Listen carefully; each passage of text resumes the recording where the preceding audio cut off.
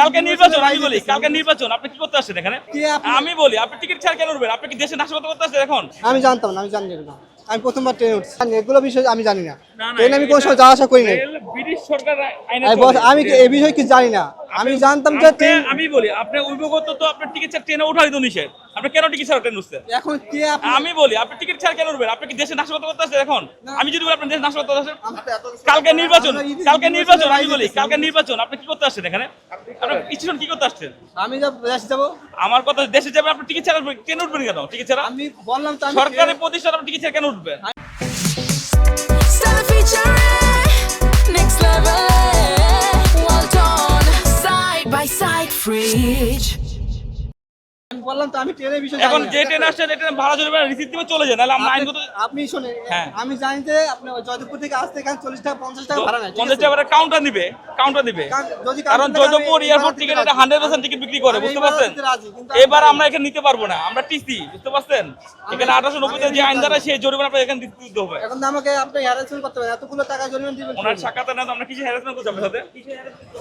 আমাকে দইয়ে বলতেছে জরিমানা করতেছি, 9 টাকা জরিমানা আছে কিনা টিকিট ছাড়া আসা?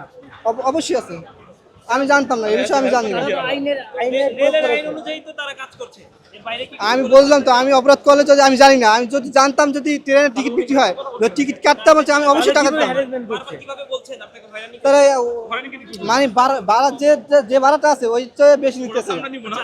যদি টিকিট নাই পেয়ে থাকে তাহলে বাকি যাত্রীরা যদি মানে এরকম যদি হয়ে থাকে তাহলে সবাই তো ভাড়া দিয়ে বা না ওই আমি তো দেখছি অ্যাভেলেবেল সব যাইতেছে, উনি আমাকেই ধরছে। অ্যাভেলেবেল সবাই তো চেক করেই যাচ্ছে, টিকিট দিয়েই তো তারপরে যাচ্ছে নাকি? তো আমি জানি না, আমি এই বিষয়ে আমি কিছু জানি না, কারণ আমি প্রথমবার আসছি এই জায়গায়। আপনার ভুলের জন্য আপনি অনুতপ্ত কি? আমি তার জন্য সরি বলতে পারি, তার জন্য সরি। আমি জানি না, প্রথম কি জন্য আসছেন ঢাকায়? দেশ যাবো। ঢাকায় আসছেন দেশে যাওয়ার জন্য? জি জি, আমি জয়দেবপুর থেকে আছি, গাজীপুর জয়দেবপুর থেকে উঠছি। এখন এনটা গাড়ি পাইনি, যার জন্য আমি লঞ্চে করে সদরঘাট যাবো, সদরঘাট যাবো। তখন ট্রেনটা যেখান থেকে ছেড়ে আসে সেখান থেকে ভাড়া প্লাস জরিমানা হয়। এখন ট্রেন আসছে সিল সিটি, তো সিল সিটি ট্রেনটা ছেড়ে আসছে রাজশাহী থেকে, তো রাজশাহী থেকে ভাড়া 450, জরিমানা 450, টোটাল ওনার 900 টাকা জরিমানা আসে। এটা হলো রেলওয়ে আইন অনুযায়ী জরিমানাটা হয়। উনি জরিমানা দিতে চাচ্ছে না, তো এখন যদি উনি জরিমানা দিতে না চায় সেক্ষেত্রে আমরা আইনি ব্যবস্থা নিতে পারবো।